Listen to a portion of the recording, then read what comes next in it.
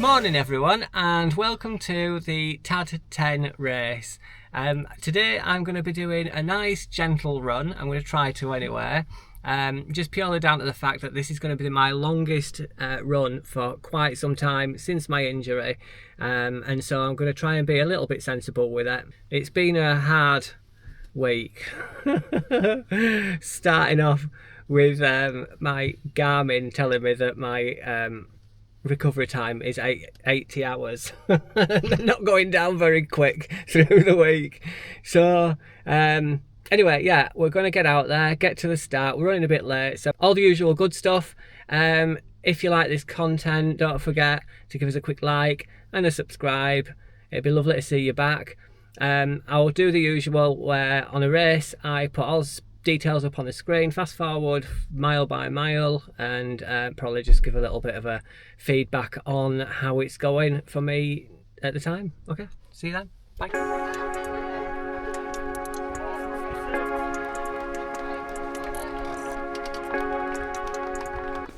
Here I am at the start of today's 10-mile race. The weather was lovely, but off to a cold start. However, we were expecting a bit of rain that day, but we did manage to avoid that, so here's some lovely blue skies for you to take a look at, in contrast to the downpour of snow we've literally just had not a full week later. One giveaway for the time of year is how well covered up all the other runners look. Of course I didn't get the email and rocked up in t-shirt and shorts. What fun! Also, I've been pretty sick this week, and so apologies for the delay in getting this up. And there's no train for 10 PB in 3 this week, I'm afraid. So if you're not already subscribed, it would help me recover so much quicker if you do. Each like, comment and subscribe is a dose of medicine and is much needed and very much appreciated right now. Anyway, on to mile 1.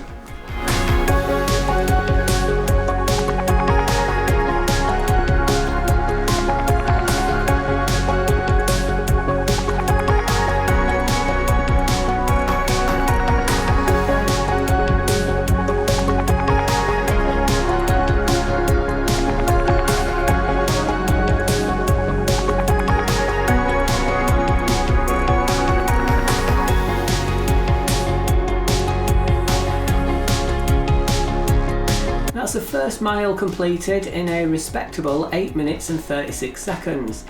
At the start of the race I had actually set myself a target of around 9-minute miles because I didn't want to push too hard, given that I've been struggling with my breathing for the last couple of weeks.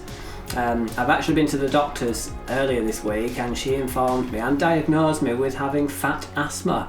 More on that little nugget later. Anyway, this was close enough. And the first part of the race is always a bit faster while you find your pace and settle into it, so I weren't too concerned. So let's get sped up and on to mile 2.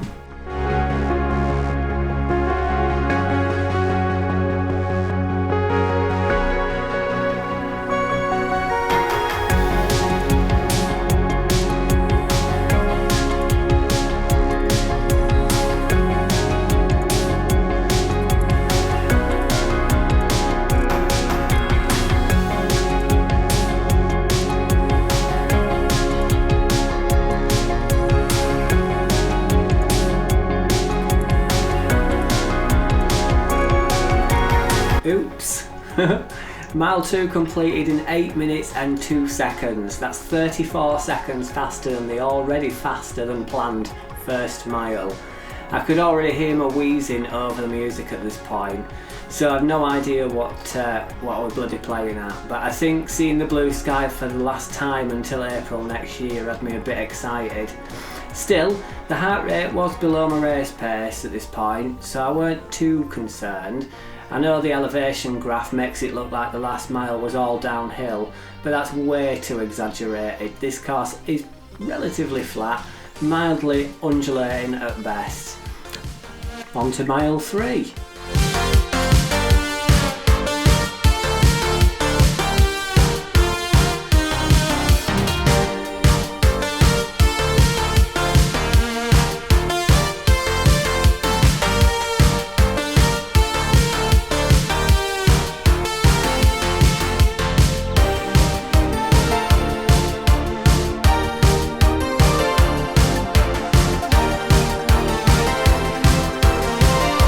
think we can all agree that my plan has gone completely wrong and I don't know what I'm doing, with mile 3 being completed in 8 minutes and 3 seconds. Lol. That said, the heart rate seems to be under control still, so maybe the elevation graph isn't exaggerating things and I really have spent the last mile running downhill. You may notice that my miles are ticking over quite a bit ahead of the mile markers at the side of the road. I think someone in the mile marker department knew how this messes with my head and took great pleasure in doing it the whole way around. Anyway, we're heading down the country lanes now with some lovely scenery and thankfully zero wind. It really was a good day. Even the almost naked trees look happy. Mile 4, here we come.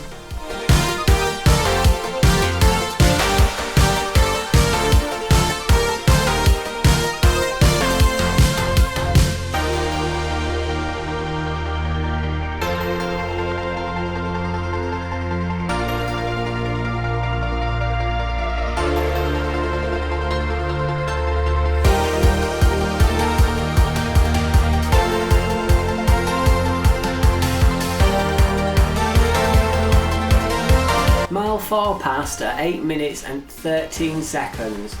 So while my time has slowed a little, my heart rate seems to have sped up and it's getting ever so close to, I'm just tickling 160 beats per minute, which is higher than I would want it to be on this particular run.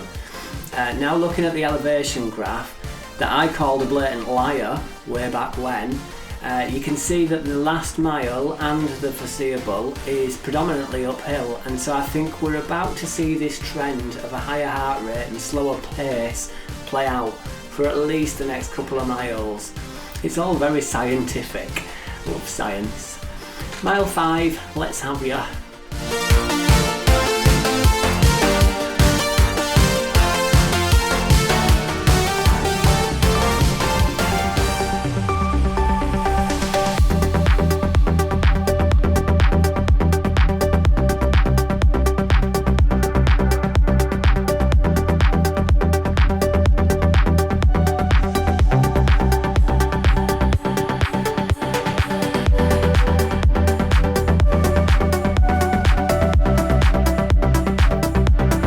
Just as predicted, a slightly slower mile completed at 8 minutes and 30 seconds, with an elevated heart rate now sat comfortably in the 160s.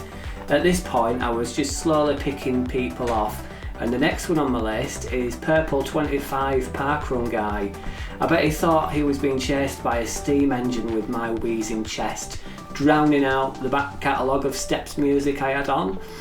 27 seconds after I get to mile 5, the 5 mile marker shows up at the side of the road. Someone was having a right old giggle at my expense at this point. Let's crack on and see if things improve at mile 6.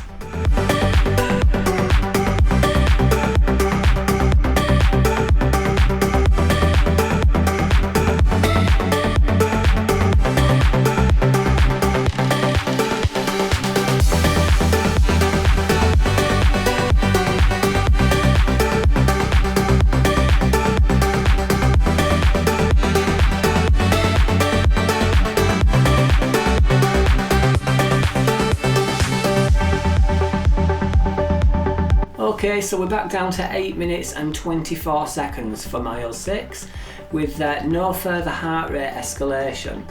Speaking of escalating, it looks like we're about to peak and head back downhill. Maybe the fastest mile isn't behind us yet? Although I have at this point ran the longest I've run in quite some time, so things could go south very quickly if I don't pace this right. Let's not mess about and head over to mile 7.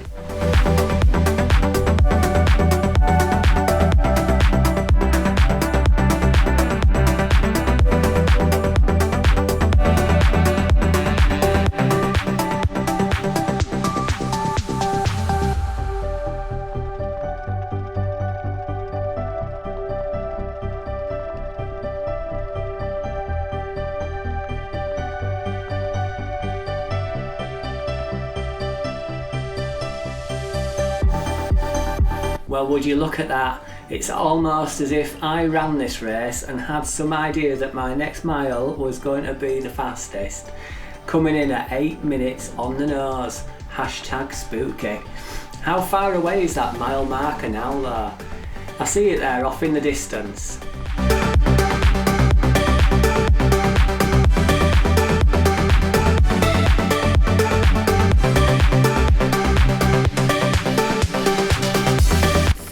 Bloody seconds. You can tell I'm getting tired because my head seems to have tilted to the side. So 32 seconds at this point feels like 8 minutes 30 seconds. And so I think I'm about to pass mile 8. Honestly, I bought some stamps to get in a letter.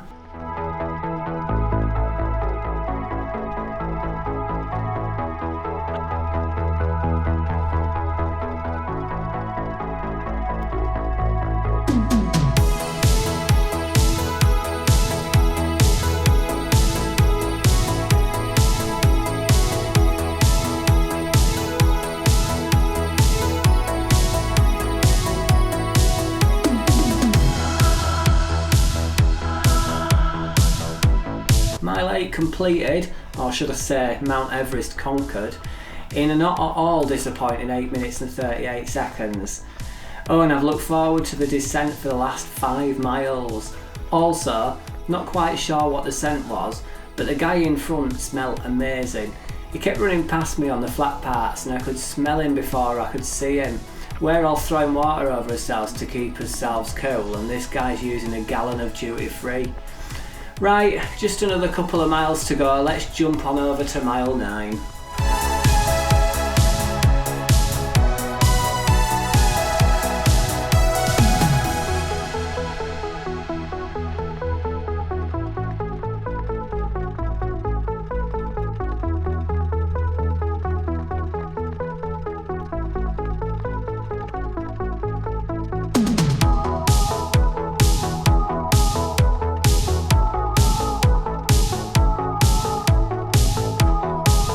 Well, flipping heck, would you look at that? Mile 9 happens to be the fastest one. Remembering that this is a flat course, wink wink, completing that in 7 minutes and 53 seconds. Looking at the angle of the camera though, I'm about to lie down, so I really do need to get to the end. Let's not delay that. Besides, the previously blue sky looks like it's taken a bit of a downward spiral also. So I'd like to get it finished before we're all subjected to a shower. As you know, I didn't exactly come dressed for that.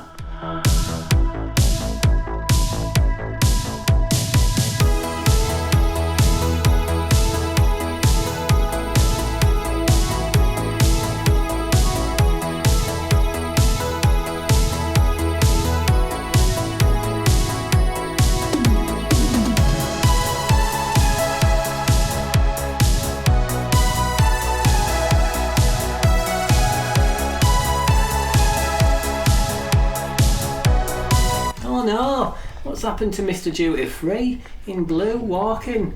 Well, he didn't hang back to ask me for my number, so he must have been injured, the poor bugger.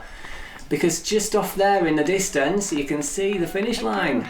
Here's some dramatic music.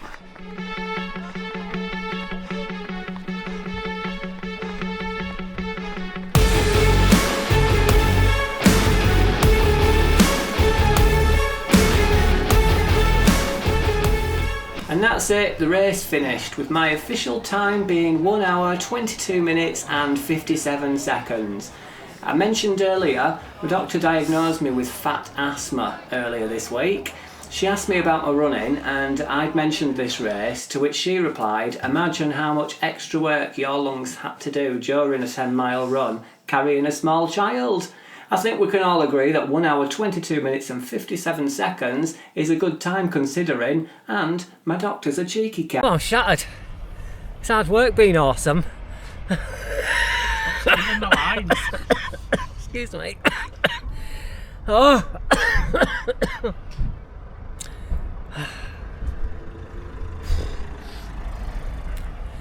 Oh, that was so an hour and 22.